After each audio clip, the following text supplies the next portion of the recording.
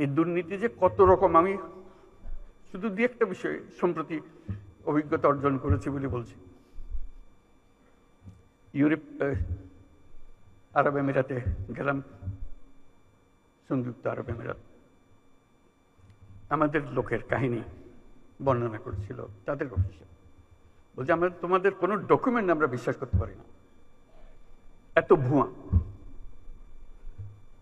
কাজের লোক হয়তো সে, কিন্তু সে সার্টিফিকেট নিয়ে এসছে মেডিকেল ডক্টরের সার্টিফিকেট।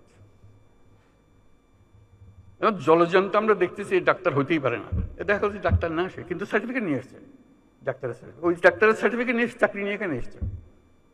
আমরা কতটা বাছাই করবো? আমরা লজ্জায় মাথা হেঁট হয়ে যায় যে আমরা এটা কিছুই করতে পারতেছি না। আমরা চাকরি চাই, কিন্তু পরিষ্কারভাবে চাই। এরকম ভুয়া একজন যে চাকরি দিচ্ছে তাকে আমি নিজেকে ডাক্তার বলে পরিচয় দিয়ে গেলাম, আসলে শেষ পর্যন্ত গিয়ে চাকরি দিব কোথাও, শুধু এখানে পার হওয়ার জন্য ডাক্তারের সার্টিফিকেট তার দরকার হয়েছে। এবং আমরা কেউ না কেউ তাকে এই সার্টিফিকেট দিচ্ছি, নিশ্চয়ই অর্থের বিনিময়ে দিচ্ছি। এবং এখানে বহু আছে, সেটা এজেন্ট আছে, সেই জোগাড় করে দেয়। শুধু একটা এজেন্ট না, এরকম বহু এজেন্ট আছে। এবং এইভাবে আমাদের বহু মেয়ে মধ্যপ্রাচ্যে হারিয়ে যাচ্ছে, নিয়ে গেছে, কিসের মধ্যে ফেলে দিয়ে আসছে কেউ জানে না। হিউম্যান ট্রাফিকিং এর কি বিষয়, বিভৎস বিষয়।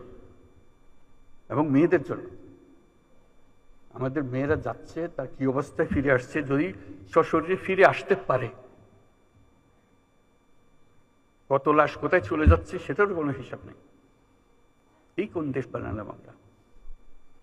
আমরা তো দায়ী। আমরা যে আজকে এখানে এসেছি, আমরাই তো দেশ চালাই। কাকে কি বলবো?